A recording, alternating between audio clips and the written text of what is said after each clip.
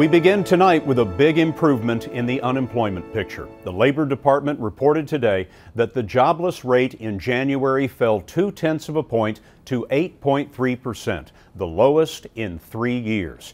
And the economy created 243,000 jobs. That's a lot more than economists or Wall Street were expecting, so the news sent stock prices soaring. The Dow gained more than 156 points to close at 12,862. And have a look at this. That is the highest close for the Dow since May of 2008. The financial crisis sent the index as low as 6,500 the following year. So that's quite a recovery since then. We asked Anthony Mason to tell us who's posting the help wanted signs. Patriots trash cans and Giants towels are rolling off the line this week at Wincraft, the sports collectibles company in Winona, Minnesota. Super Bowl Sunday is big business for Wincraft, and President John Killen sees business growing 10% this year. We're ahead of plan already in the first month of the year, so we're bullish on 2012. Like many companies, Wincraft, which has 500 employees, had to downsize during the recession. But the good news is we've hired back over 140 people in the last 2 years, and we're continuing to hire people. We've hired 20 new people in the last 90 days. Is this sustainable? Oh, absolutely.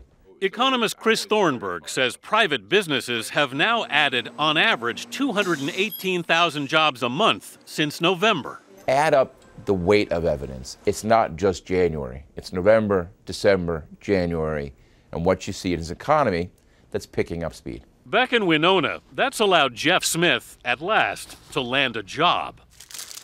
After 3 years of unemployment and part-time work, the sales and marketing specialist, who once had his own company, tried a new strategy. I made the decision to change my career path and do whatever I could do to take care of my family. He was overqualified for his new job as a receiving clerk, but took it happily.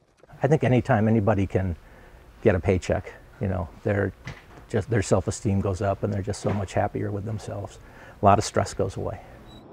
But even if this rate of job growth is sustained, it will take several years for the unemployment rate to get back to pre-recession levels.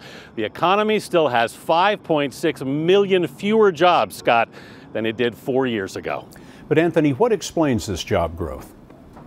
Scott, employers have been telling us for months now that things are actually looking better, that business is getting better, but they haven't been hiring because of all the uncertainty out there. Well, it looks like they are finally regaining some confidence. Anthony, thanks very much. It's good news for sure, but one thing we noticed today is how stubborn unemployment has been. 5.5 million people have been unemployed for a year or more. Look at how that compares to the past. This graph shows the job losses in the 10 recessions we've had since World War II. All you need to notice here is how they're mostly V-shaped. Jobs were lost and then they came back pretty quickly. But now look at the red line coming in from the left, the job losses from the Great Recession. Unlike any recession in 60 years, the jobs didn't spring back. In all the time that they have been keeping records, we have never seen so many Americans out of work for so long.